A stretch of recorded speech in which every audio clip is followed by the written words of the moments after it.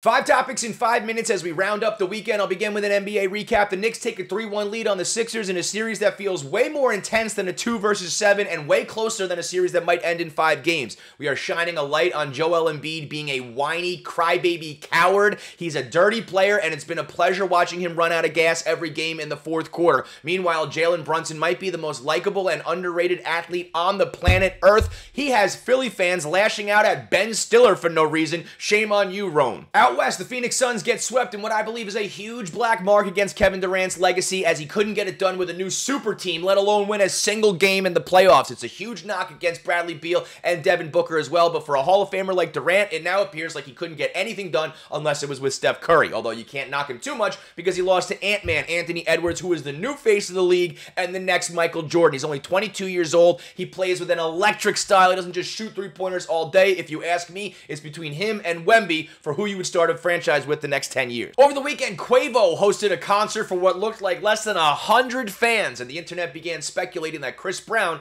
who Quavo is currently battling with, bought up all of the tickets in the arena to make sure that it looked empty. Now, that's a move that was first made famous by 50 Cent when he was battling Ja Rule. He bought up all of the tickets in the front row to make sure that it looked like nobody showed up. But turns out Chris Brown did not do that. It turns out that was not a sound check. It was Quavo getting hired to do a spring weekend for a Connecticut college. So a little bit different, although equally as embarrassing, that it was basically a free concert at a college campus and nobody showed up. Everybody's favorite Philadelphia Philly, John Kruk, was in the booth doing color on TV when he told a story about playing a minor league game against the Mexican prison league that was so wildly inappropriate. I ever tell you about playing the prison team and when I was playing a winter ball? We had an exhibition game every year against a prison team at the prison. So I go up there to bat.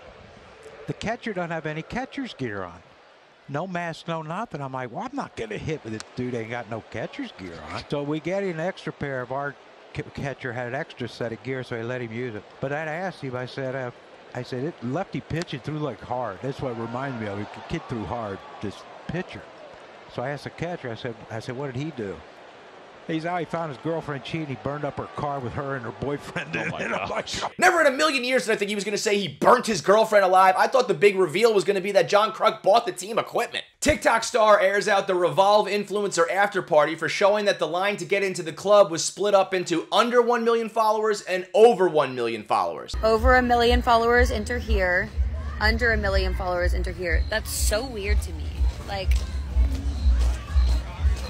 what? Like, I get, like, exclusivity and shit, but, like, we're not celebs. Like, now, yes, in a vacuum, this is some Black Mirror, George Orwell 1984 dystopian future bullshit where the fabric of society is deteriorating right in front of our eyes and we are swirling down the toilet bowl altogether. Yes, I agree. But on the other hand, this is how the game goes these days, baby, so we might as well just be upfront about it. Also, this girl has over 1 million followers, so she's good in my book. 1.3 to be exact. If you could have gone with the cool kids and you still make the video saying, fuck you guys, this is trash, that's cool. If someone with under 1 million followers, like some of us are trying to still get our weight up, you know, some of us still can't even get 100,000 followers on TikTok, even though everybody tells me it's so easy. All you got to do is just like post something every single day and you'll get 1 million by like the end of the month. If some of us were to do that, we would be lame. But she was one of the cool kids and still decided to go hang out with the nerds. Awesome. Speaking of millions of followers on Instagram, the famous Miss Peaches would have been allowed to cut the line as she now has 1.1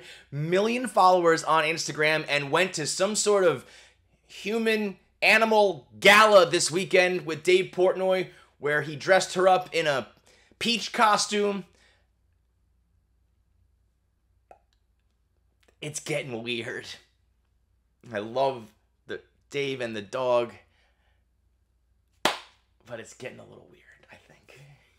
Am I allowed to say that? I don't know.